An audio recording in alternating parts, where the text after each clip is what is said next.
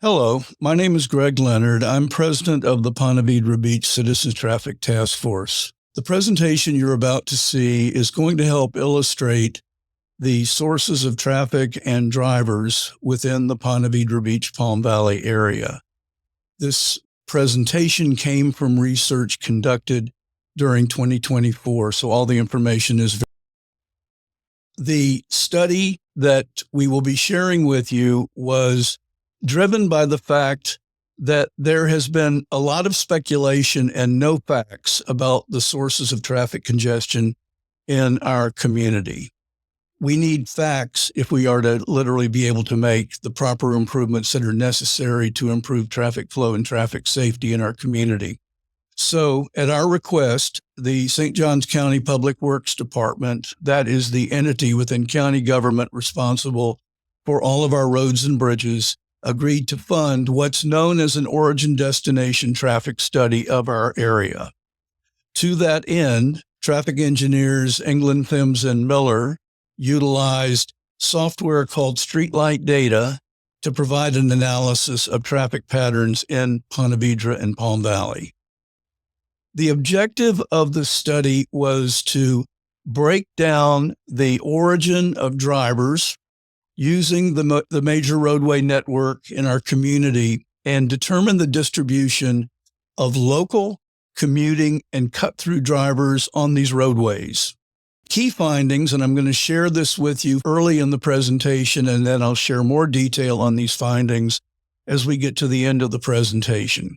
The data shows that our roadways are primarily occupied by local and commuter users. And what that basically tells you is that it is all of Ponte Vedra Palm Valley residents who are the source of most of the traffic, whether that means it's their driving within the community, they're driving to locations outside the community and returning, or their service providers, employees of businesses located in Ponte Vedra and Palm Valley, who live outside of the area, who commute into Ponte Vedra and Palm Valley. Local user volumes are highest on roadways in the central portion of the study area, and I'll be showing you some detail in just a moment that will help illustrate that point. Commuter volume, not surprisingly, is highest on the perimeter roadways.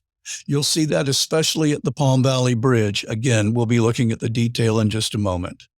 And the other key finding, and this is important to recognize, is that the average annual daily traffic volumes on A1A north of Solana Road to JTB are currently well over the design capacity of the roadway. Design capacity really means what in theory is the maximum service volume for that roadway. Having said that, I also want to call out a fact that we learned after this study was completed, and that is that in 2008, there were approximately 48,000 trips a day on that stretch between Solana Road and JTB.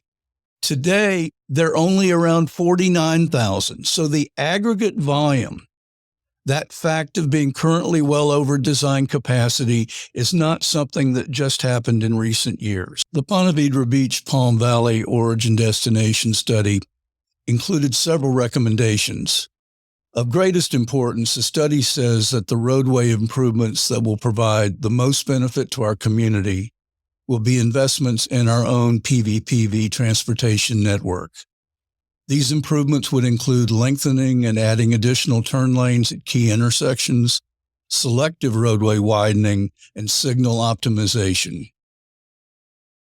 To that end, based on the past efforts of the Citizens Traffic Task Force and funding provided by our state legislature, the Florida Department of Transportation is currently working to address all the intersection and roadway improvements on this page.